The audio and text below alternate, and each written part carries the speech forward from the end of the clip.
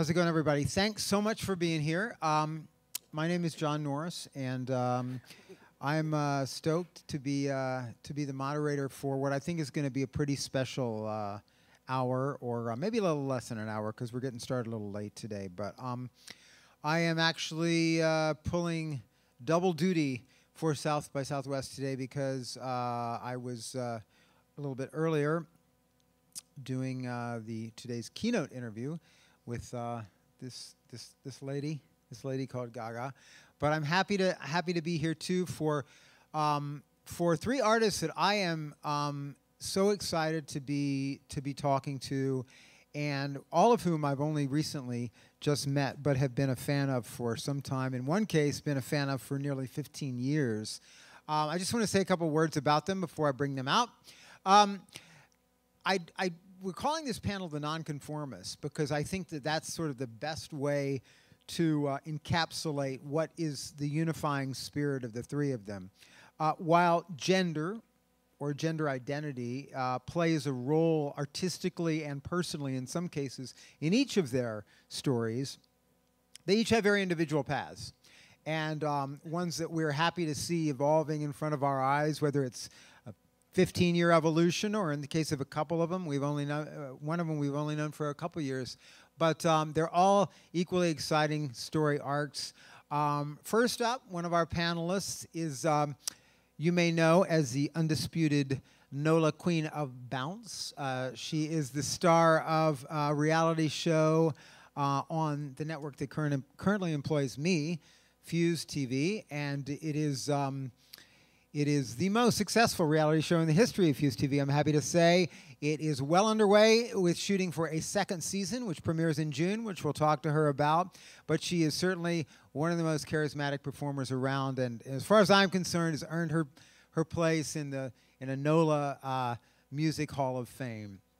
Secondly, for nearly 15 years now, which I can't actually believe it's that long, our next panelist has been fronting the amazing, up until recently, Florida-based punk band Against Me, a band that has been uncompromising in its music and its message for many years, a well-deserved, serious fan base over that time. And, of course, only 2 years ago, she added a new and truly inspiring chapter to her life when she came out as transgendered, and that's certainly something we're going to talk about today as well, and has, as a result of that, become a source of inspiration for a lot of people, particularly young people out there. And finally, just because we didn't think we had enough outspoken people, we've got one of the most outspoken people that I know of, a woman who has proudly waded her way through the hot water that mouth has gotten her into at times, but done it with style and coolness, and she's proudly unedited and unfiltered, and it was that mouth along with that makeup and that amazing style that helped her win 2 years ago, become the champion of RuPaul's Drag Race. And she is never shy and always has something to say. So, on that note, please welcome everybody, the one and only Big Frida, Laura Jane Grace, and Sharon Needles. Everybody. All right. A sold-out venue. I can really sell them out, kids. We've packed the room. Yes, Sharon. yes. But that's cool. Most of my fans are ghosts anyway. I see them all.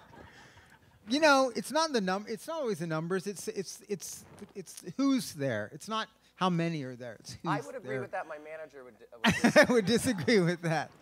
How's South by going so far for everybody? Good, Frida? It's going awesome for me. Having a wonderful time. Yeah. Lots of energy, lots of fans, new fans coming from everywhere.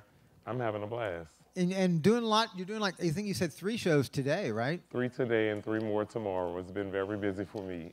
Is that, are you just completely worn out by the end of the day, or do you have energy to spare? I have a little energy to spare. I always keep a little bit for me. And Laura, as I told you earlier, I wasn't at you guys' showcase at Red 7 the other night, but I heard it was just amazing. It was a fun time for sure. Yeah? And you guys are, you were telling me like your fifth time at South by, something like that? It's a little blurry, but yeah. Artists who've come here for many years have seen the evolution, for better or worse, of this festival and how just exponentially it's blown up. And other things that some people are maybe more independent-minded people are not so fond of that's happened to South by. What are your thoughts on the way it's sort of changed in that time, the festival? I've always had a good time, you know? It just seems like it's only gotten bigger, but I don't know other than that. Yeah. How was the reception the other night?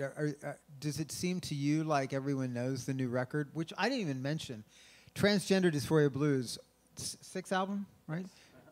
Truly amazing album. If you guys don't know it, please check it out. It's moving and it rocks, and it's just we will talk a little bit about the idea behind it later, but people seem to know it now at this point. Sure. Yeah. Yeah. Yeah. There you go. Well, that helps, right? And Ms. Needles, What? how are you? I'm hungover, but I'm great. Yeah. I know you're doing some of your own gigs here, but also tonight this very cool Lou Reed event. Yeah, I'm doing the Lou Reed tribute show tonight, and as much as like Lou Reed had an impact on the music I listened to when I was younger, I'm doing it more for Candy Darling. I'm doing Candy Says, and I mean she was a huge impact on me with her work with Andy Warhol and Tennessee Williams, and yeah, she was like the first Amanda Lepore, so I love her. What so much, of all, because obviously there are plenty of iconic drag figures in history, or trans figures in history. What was it about Candy in particular that, I don't know, spoke to you? She lived in a permanent fantasy world, and she was living in the 70s, but emulating the blonde bombshells of the 50s, and she never dropped character, but she drove herself crazy. She was very aware of what she was and what she wasn't, and strived so much mentally, physically, and chemically to become what she wanted, and it ended up being her demise. So, as much as her facade is very artificial and the way she acted was very actressy, there was such a real tortured soul in there, and I like that about her. And she was she was just beautiful too, and I love to look at beautiful people, and she was just so pretty, gorgeous.